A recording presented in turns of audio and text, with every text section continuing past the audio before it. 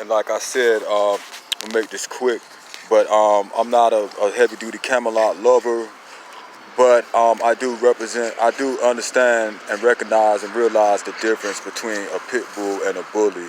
If somebody uses the bully or the pit bull name to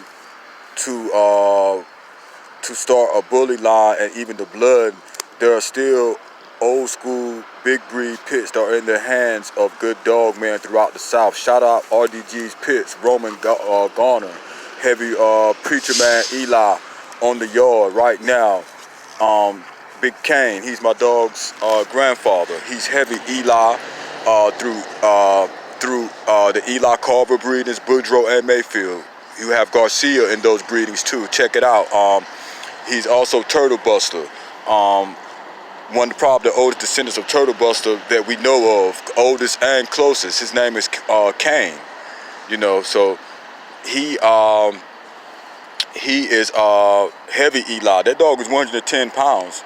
But again, he's one of the closest descendants that people probably know of, oldest and close descendants of Gaines Turtle Buster.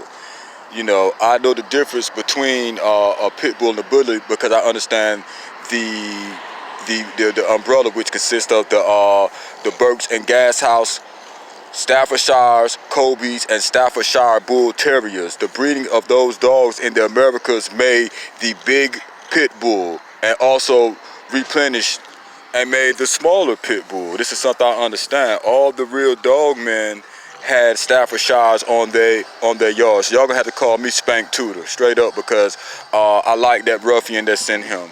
You know what I'm saying? I like that old school watchdog that's in him top and bottom. Shout out to Alex Padilla.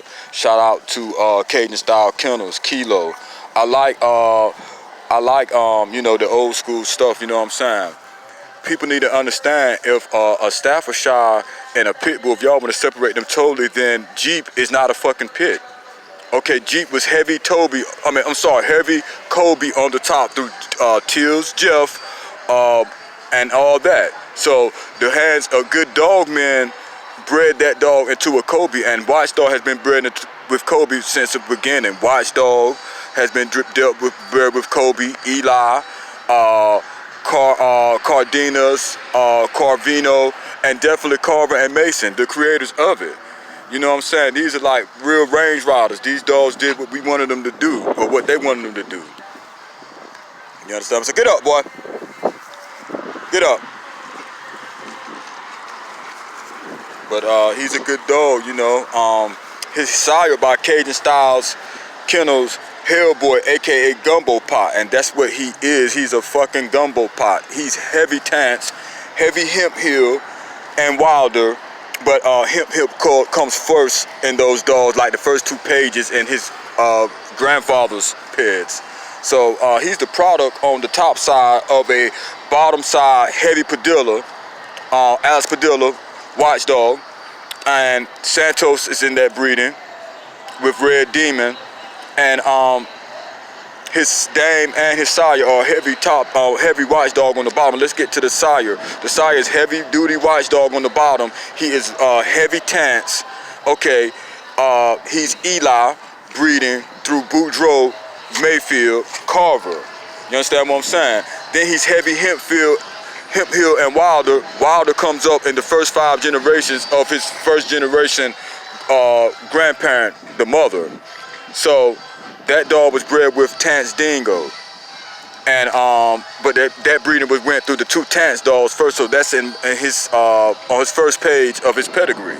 So on the top, he's heavy Eli, he's heavy Boudreaux and Mayfield. Carver breeding with the Eli. He's heavy. This is online. I'm gonna give you that link. He is online. He is also heavy Tants and heavy Hemp Hill Wilder Red Devil breeding. So that's why I got to give a shout out to Kenny of Camelot Pits, because Sonia is the one that they kept the name, and sometimes it's really now those guys use Cam's Pits.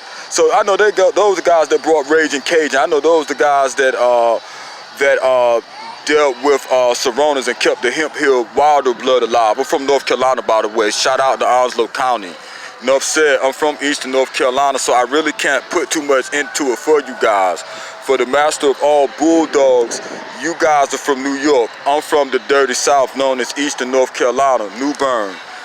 So with that said, you guys just keep betting and we'll keep breeding them. You understand what I'm saying? Shout out to Black Poison. That's another admirable dog, man, that I know of. He was mentored by the famous, the world famous, I might add, mountain man Lester Hughes. You know what I'm saying? So he was mentored by Lester Hughes, and he was a neighbor. He was treated just like family, and then him and the son, they raised dogs up together. Shout out to Black Poison. He also has the youngest grand champion, I think, at 9 months in the history of the game, and that's in the books. You understand what I'm saying? So it is what it is, you know. So, but I mean, it's kind of a smack, and it's an aid to the ADBA for ousting the big breed pit and replacing it with the American Bully. Now, I agree with both of you guys. The guy that was defending Jay Kennels, and also the Master of Bulldogs. I'm not gonna act like I don't know your name like you did Don Mayfield. He's a racist piece of shit, but you don't know more than him and Pat Patrick, I'm sorry.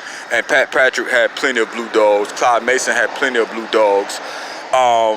These guys are the creators of the Watchdog. The Watchdog in the good hands is still loaded with Indian or bolio. I mean, stop it, it's in the pits, you know what I'm saying? Again, I'm an NC dog man, you know what I'm saying? Get out of that grass. You got a little allergies a little bit. Get out of that grass so much and go find something to run. But that's what it is, man. Like, he is triple